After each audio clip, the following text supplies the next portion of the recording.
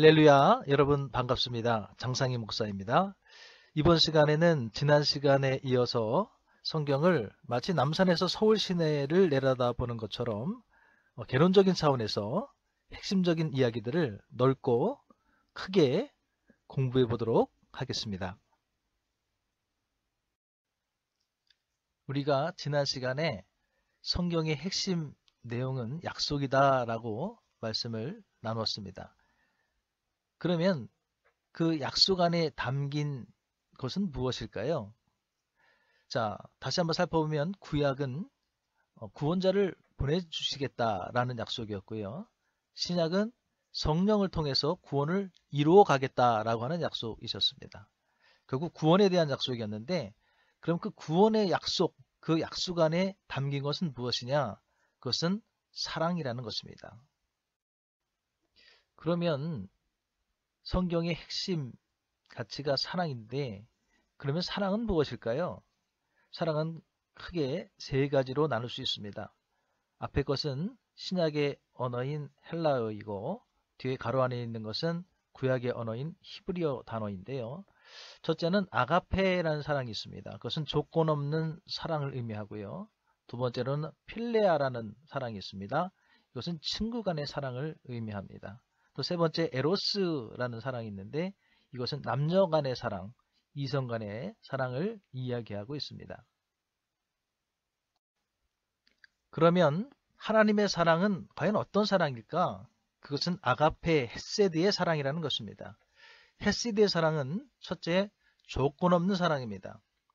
우리가 어떠한 죄를 지었든지 하나님 앞에 회개만 하면 무조건 용서해 주신다는 그런 사랑입니다. 베드로가 어느 날 예수님 앞에 묻습니다. 예수님, 친구가 나에게 죄를 지으면 몇 번까지 용서해 줘야 됩니까? 7번까지 하면 됩니까? 이렇게 묻습니다. 그러나 예수님께서는 7번뿐만 아니라 70번까지 용서해라 라고 말씀하십니다. 이것은 772, 49, 490번 용서하라는 말씀이 아니라 영원히 계속해서 끝없이 용서해 주라는 말씀입니다.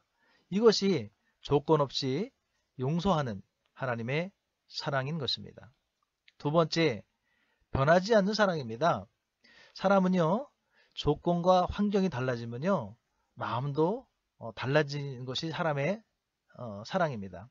그러나 하나님의 사랑은 어떠한 조건과 환경 속에서도 결코 변하지 않고 달라지지 않는 것이 하나님의 사랑인 것입니다. 세 번째, 하나님의 사랑은 포괄적인 사랑입니다. 우리가 오해하기 쉬운 것들이 있는데요. 무당이나 승려나 동성애자들은 무조건 미워해야 되고 배척해야 된다. 그러나 그것은 잘못된 생각입니다. 예수님의 십자가는요, 이스라엘 백성들만을 위한 십자가가 아니었습니다. 예수님의 십자가는요, 이방인들까지도 포함한 모든 인류, 온 인류를 향한 사랑의 십자가였습니다. 용서의 십자가였습니다. 그 안에는 귀신을 의지하는 무당이나 우상을 숭배하는 승려나 또 동성애를 하는 동성애자들, 이 모든 사람들이 포함되어 있다는 것입니다. 물론 하나님은 죄를 미워하시는 분이기 때문에 이들의 행위, 하는 짓은 싫어하십니다. 그렇다고 그들의 영혼까지 싫어하시는 것은 아닙니다.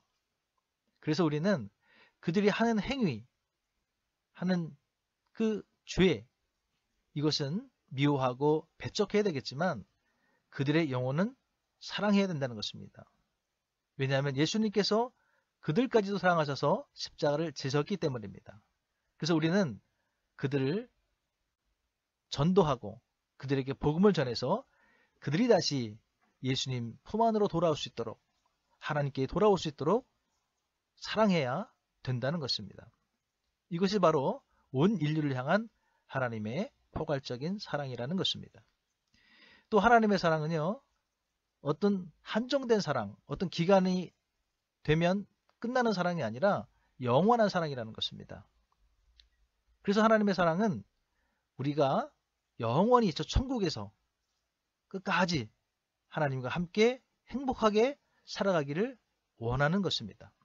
그래서 하나님의 사랑은 영원한 사랑이고 그 영원한 사랑을 위해서 하나님께서 친히 인간의 몸을 입고 이 땅에 아들의 모습으로 오셔서 십자가에 달려 죽으신 것입니다. 이것이 바로 아가페 사랑, 헤세드 사랑, 하나님의 사랑인 것입니다. 결국 성경의 약속 안에 담긴 하나님의 마음은 사랑이라는 것이죠. 그래서 우리가 하나님의 마음을 알고 성경을 보는 것이 중요하다는 것입니다. 왜냐하면 성경은요, 창세기부터 요한계시록까지 처음부터 끝까지 이 사랑을 말씀하고 계시기 때문입니다. 자, 그러면 우리가 성경 말씀을 살펴보는데요. 자, 창세기 1장에 창조 이야기가 나옵니다. 그럼 창조 이야기 결국 무슨 이야기냐? 역시 사랑의 이야기다라는 것입니다. 자, 하나님께서 5일 동안 해와 달과 별과 육지, 바다, 씨 맺는 채소와 씨 가진 열매 맺는 나무, 온갖 짐승과 많은 새들을 창조하십니다. 그리고 마지막 날 6일째 되는 날에 사람을 창조하십니다. 그리고 7일째에 쉬셨다라고 창세기 1장에서는 말씀하고 계십니다. 그래서 이것을 안식일, 편안하게 편안한 한자에 숨쉴 식자, 날일자 써서 편안하게 숨을 쉬셨다. 그래서 쉬는 날, 안식일이라고 성경에서는 말씀을 하고 있습니다. 그러면 왜 창조 이야기가 사랑의 이야기인지 살펴보도록 하겠습니다. 자, 사람을 맨 마지막 날 창조하셨다고 창세기 1장에 기록하고 있는데, 그러면 왜 사람을 맨 마지막 날 창조했을까요? 이것 역시 사랑이다라는 얘기입니다. 자, 사람을 창조하시기 전에 5일 동안 해달, 육지바다, 씨 맺는 채소와 씨 가진 열매 맺는 나무, 온갖 짐승, 새들을 창조하셨습니다. 이것은 무엇을 의미하는 거냐면 사람이 살아가기에 절대적으로 필요한 모든 것들, 최상의 환경을 미리 준비하셨다, 예배하셨다 이런 말씀입니다. 이것은 우리가 어떻게 이해하면 좋으냐면 자식을 잉태한 부모는요, 아기가 태어나기 전에 아기가 필요한 모든 것들을 미리 준비합니다. 저도 아이가 있습니다만은 우리 아이가 뱃속에 있을 때 아이가 입을 옷, 신발, 장난감, 침구 이런 것을 전부 다 미리 준비해 두었습니다. 그래서 아이가 이 세상에 태어났을 때 조금도 부족함이 없는 환경 가운데서 잘 자라날 수 있도록 모든 것을 준비했습니다. 마찬가지라는 얘기죠. 하나님도 사람을 맨 마지막에 창조하신 이유가 그에 앞서 사람이 살아가기에 건강하게 살아가기에 부족함이 없도록 모든 환경을 예비하셨다는 것입니다. 그리고 그것은 사람에 대한 뭐다? 사랑이다 라고 말씀드릴 수 있는 것입니다. 결국 하나님이 사람을 마지막 날 창조하신 이유는 사랑인데 쉽게 말씀드리면 잘 먹고 잘 살기를 바라는 하나님의 마음이죠. 자, 창세기 1장에서 27절로 29절에 보면 그런 하나님의 마음이 잘 나타나 있는데요. 27절에 보니까 하나님이 자기 형상, 곧 하나님의 형상대로 사람을 창조하시되 남자와 여자를 창조하시고 라고 말씀하십니다. 자, 우리 사람을 만드시는데 어떻게 만드셨냐? 하나님의 형상대로 만드셨다는 겁니다. 그러니까 특별히 만드신 거죠. 그 형상 속에는 하나님의 겉모습도 있고 하나님의 성품도 있고 또 영도 있습니다. 이 영은 하나님을 생각하게 할 수 있는 속성인데요. 쉽게 말씀드리는 겁니다. 많은 탈북민들이 이런 고백을 하는 걸 들어봤어요. 나는 하나님에 대해서 들어보지는 못했지만 탈북 과정에서 강을 건너면서 잘못하면 죽을 수도 있는 그 위기 상황에서 하늘을 찾게 되더라. 그 상황에서 캄캄한 밤에 그 무엇도 의지할 수 없는 그런 위험한 위기 상황 속에서 자신도 모르게 하늘아 날 좀 도와다오 뭐 이렇게 고백하는 분들도 있고요. 하늘에 신이 있다면 무엇이 있다면 나를 좀 도와주세요. 이렇게 막연히 배우지도 않았고 듣지도 못했지만 그 뭔가 인간의 힘보다 인간의 능력보다 더 뛰어난 어떤 존재를 찾게 되더라는 말입니다. 그것이 바로 하나님을 찾는 그 속성, 영이 우리 안에 들어와 있기 때문에 그렇게 피조되었기 때문에 우리는 하나님을 이렇게 느끼고 찾을 수 있는 것입니다. 또 28절 말씀에 보면 복을 주셨다. 이거는 뭐 복잡하게 설명할 수도 있겠습니다만 쉽게 말씀드리면 잘 되기를 바라신 하나님의 마음이겠죠. 사랑의 마음입니다. 역시 핵심적으로 보면 생육하고 번성하라. 잘 먹고 잘 살아라는 것이죠. 네. 또 충만해라. 정복해라. 모든 생물을 다스리라. 하나님께서 사람을 창조하시기 전에 5일 동안 만드신 그 우주 만물과 자연 현상과 또 나무와 식물들을 잘 관리하고 이용해서 잘 먹고 잘 살아라. 그런 의미죠. 29절에 보면 좀 더 확실하게 우리가 느낄 수 있는데 하나님이 이르시되 내가 온 지면에 씨 맺는 모든 채소와 씨 가진 모든 열매 맺는 모든 나무를 너희에게 주노니 그것이 어떻게 되리라? 너희의 먹을거리가 되리라. 자, 이 모든 나무와 식물들을 이용해서 잘 먹고 잘 살아라. 복되게 살아라. 이것이 하나님께서 인간을 마지막에 창조하신 그런 이유이다. 그리고 그것은 곧 하나님의 사랑이다 라고 말씀드릴 수 있는 것입니다. 창세기 2장에서도요. 사람을 사랑하시는 하나님의 마음이 잘 나타나 있는데요. 8절로 9절에 보니까 여호와 하나님이 동방의 에덴의 동산을 창설하셨다라고 말씀하십니다. 그리고 사람을 거기 두셨다라고 말씀하십니다. 그랬는데 그 땅은 어떤 땅이냐? 9절에 보니까 여호와 하나님이 그 땅에서 보기에 아름답고 먹기에 좋은 나무가 나게 하셨다라고 말씀하십니다. 자, 결국은 그 에덴 동산은 사람이 행복하고 기쁘게 살아가기에 적합한 환경으로 꾸며진 특별한 그런 보금자리였다라는 것이죠. 결국 하나님께서 사람을 거기 두신 이유는 그 마음도 결국은 하나님의 사랑이다 라고 우리가 이해할 수 있는 것입니다. 그렇다면 에덴은 무엇을 의미할까요? 에덴의 단어적인 뜻은 큰 기쁨, 즐거움, 행복이라는 뜻을 가지고 있습니다.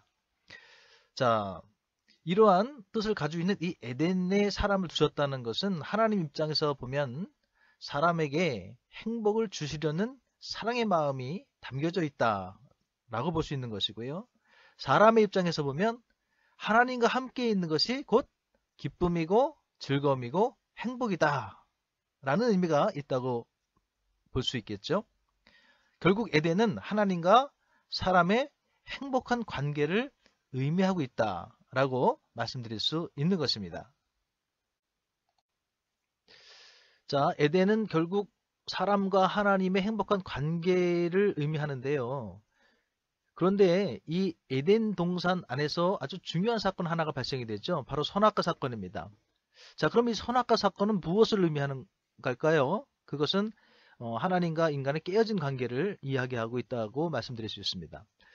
자, 하나님께서 사람이 선악과를 따먹으면 하나님과 멀어질 것을 걱정하셔서 따먹지 말라고 말씀하셨는데 거기에 사람이 뱀에게 사탄에게 속아서 불순종함으로 말미암아 범죄를 하게 되죠. 죄를 짓습니다. 자, 그렇게 해서 결국은 하나님이 걱정하신 대로 그 행복한 관계가 단절됩니다. 깨어집니다. 그래서 낙원에서 에덴에서 땅으로 추방당하게 되죠. 그리고 여자는 해산의 고통을 겪어야 되고 남자는 땀 흘려서 땅을 경작해야 되는 그 수고, 노동의 고통이 주어지게 됩니다. 그런데 겉으로 봤을 때는 이것이 징계 같지만 사실은 그 안에도 이 징계 안에도 하나님의 사랑이 담겨져 있다라고 하는 것입니다. 자, 뒤에서 설명을 드리도록 하겠습니다. 결국 추방과 생명나무 역시도 하나님의 사랑을 말한다고 말씀드릴 수 있는데요. 창세기 3장 23절로 24절에 보니까 여호와 하나님이 에덴 동산에서 그를 내보내어 그의 근원이 된 땅을 갈게 하셨다라고 말씀하시는데요. 자, 결국 땀 흘리는 수고, 그래서 그것이 징계 같지만은 사실은 경작을 통해서 낙원이 아닌, 모든 것이 구비된 그런 낙원이 아닌 이 세상에서, 저 땅에서 생계 문제를 해결할 수 있는 방법을, 먹고 사는 문제를 해결할 수 있는 방법을 가르쳐 주신 거죠. 자, 결국은 하나님께서 인간에게 징계를 하신 것은 단순히 고통을 주시겠다는 차원보다는 그 과정을 통해서, 그 고통의 과정을 통해서 죄를 정화시키는, 정화라는 얘기는 깨끗하게 되는 과정을 말씀드리는데, 죄를 다시 깨끗게 하는 그 과정을 거치게 하시는 그런 목적에서, 그런 이유에서 사람을 추방하셨다고 볼 수 있는 것이죠. 그러니까 결국 추방도 사랑이었다라고 이해할 수 있는 것입니다. 또 24절에 보면 이같이 하나님이 그 사람을 쫓아내시고 에덴 동산 동쪽의 그룹들과 두루 도는 불칼을 두어 생명나무의 길을 지키게 하셨다고 말씀하십니다. 자, 사람을 쫓아내셨는데, 그런데 선악과가 있던 에덴 동산 동쪽에는, 중앙에는 선악과가 있었고 동쪽에는 생명나무가 있었습니다. 그랬는데 이 생명나무 열매를 먹게 되면 사람이 영생을 합니다. 죄의 문제가 해결되지 않은 상태에서 영생을 하게 되면 영원한 죄인이 됨으로 말미암아 하나님과 영원히 단절할 수밖에 없는 관계가 되는 것이죠. 하나님은 그것을 원하신 것이 아니죠. 하나님이 원하신 것은 어떻게든지 죄의 문제를 해결해서 다시 사람이 하나님과 같이 함께 살기를 원하셨던 것입니다. 그래서 그 영원히 사는 생명나무를 따먹으면 영원한 단절이 되니까 그것을 방지하기 위해서 생명나무의 그룹은 천사들을 말하는 것이죠. 두루 도는 불칼이라는 의미는 접근하지 못하게 그런 장치를 하셨다. 쉽게 얘기하면 그런 얘기겠죠. 그래서 사람이 그 생명나무 열매를 따먹지 못하도록 하셨다. 역시 그 안에는 다시 낙원으로, 저 천국으로 다시 인도하시려는 하나님의 계획이 숨어 있었다, 내포되어 있었다라고 우리가 볼 수 있는 것이죠. 그리고 결국 그것은 역시 하나님의 사랑이다. 그래서 추방과 생명나무의 이야기는 결국 죄인을 사랑하시는 하나님의 마음이다 라고 말씀드릴 수 있는 것입니다. 자, 여기까지 강의를 통해서 혹시 여러분들께서 궁금해 하실 수도 있는 부분이 있는데요. 이런 질문들을 가끔 받습니다. 그러면 하나님께서 사랑하시는데 굳이 징계를, 추방이라고 하는 징계, 또 노동과 해산의 고통이라는 징계를 하실 필요가 있었는가? 그렇게 하지 않으시고도 용서하실 수는 없었는가? 라고 질문하시는 분들이 있습니다. 거기에 대해서 좀 설명을 드리면, 사랑과 징계, 이것은 하나님의 성품이다라고 말씀드릴 수 있는데요. 하나님의 성품에는 두 가지 성품이 있습니다. 하나는 사랑의 성품이고요. 또 그것만 있는 것이 아니라 공의의 성품이 있습니다. 그래서 공의와 사랑의 성품을 우리가 잘 이해하면 징계와 사랑을 잘 이해할 수 있는데요. 하나님의 성품 가운데 사랑은 죄인을 끝없이 영원히 용서하시려는 그런 마음이지만, 공의의 성품은 하나님은 죄가 없으신 분이기 때문에 죄를 미워하시고 싫어하십니다. 그래서 하나님이 인간을 사랑하시지만 그 인간이 지은 죄에 대해서는 대가를 치름으로 말미암아, 징계라고 하는 대가를 치르게 함으로 말미암아 그 죄를 없이 하시라는 것이죠. 해결하시라는 것입니다. 그래서 죄로 말미암아 단절된, 깨어진 그 관계를 회복해 하시려는 하나님의 속성이 공의라는 것이죠. 그래서 징계 속에도 하나님의 사랑이 담겨져 있고, 그 하나님의 사랑이 그 징계라는 것을 품고 있다, 덮고 있다 라고 우리가 이해하시면 될 것 같습니다. 오늘 강의는 여기까지 하겠습니다. 다음 시간에는 하나님의 사랑에 대한 인류의 반응은 어떠했고 또 그에 대한 하나님의 반응은 무엇이었는지를 성경 이야기를 통해 공부해 보도록 하겠습니다. 감사합니다.